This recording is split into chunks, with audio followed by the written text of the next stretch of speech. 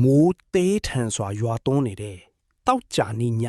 တနာရီခန့်မှာဖြစ်ပါတယ်။ကိုကျော်တယောက်မြို့ကအပြင်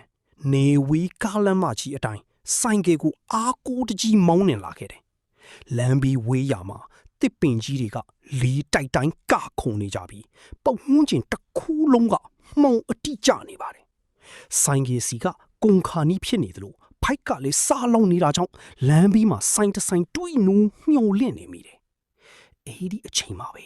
အရှိဘခလန်းလန်းမှာမှိုင်းပြပြမီးယုံလေးတစ်ခုလှမ်းမြင်လိုက်ရတယ်။နီးကပ်သွားတဲ့အခါမှာတော့ဝါကမူးထားတဲ့ထမင်းဆိုင်အိုးလေးတစ်ဆိုင်ဖြစ်နေတာကိုတွေးလိုက်ရတယ်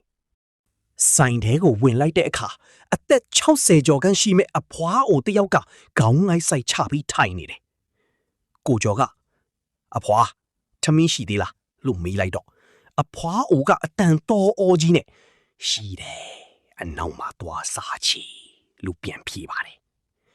ကိုကျော်လည်းအနောက်ဘက်ကစပွဲမှာထိုင်လိုက်တယ်ခဏနေတော့အဖွားအိုကထမင်းနဲ့ဟင်းတစ်ခွက်လာချပြီးတယ်ဒါပေမဲ့ထူးခြားတာကဟင်းကအနက်အရန်မှုေးနေပြီးအသားတွေကလည်းထူးခြားနူးညံ့နေတာပဲကိုကျော်ဘိုက်ဆာဆာနဲ့အားရပါရစားနေတော့ဆိုင်အပြင်ဘက်ကလျှက်စီးအကြီးအကျယ်လက်ပွားပါတယ်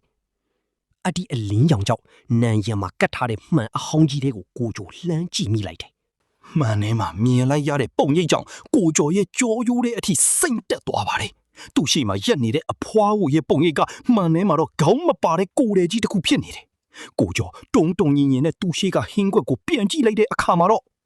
နူးညံ့နေတဲ့အသားတွေကအသားစိမ့်တွေဖြစ်နေပြီးထမင်းတွေကလည်းတုတ်တန်ကမြေကြီးတွေအဖြစ်ပြောင်းလဲနေတာကိုတွေ့လိုက်ရတယ်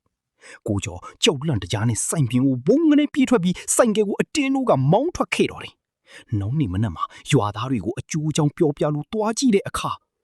အဲ့ဒီနေရာမှာဆိုင်ဆိုတာမရှိတော့ပဲဟောင်းလောင်ပေါက်ဖြစ်နေတဲ့တုတ်တန်ဟောင်းကြီးရဲ့ဂိတ်ဝါသာရှိပါတော့တယ်။ကိုကျော်ရဲ့ဆိုင်ကယ်တော့ချိတ်လေးကတော့တုတ်တန်တွေကအုတ်ကူတစ်ခုပေါ်မှာတင်ကြံနေခဲ့ပါတော့တယ်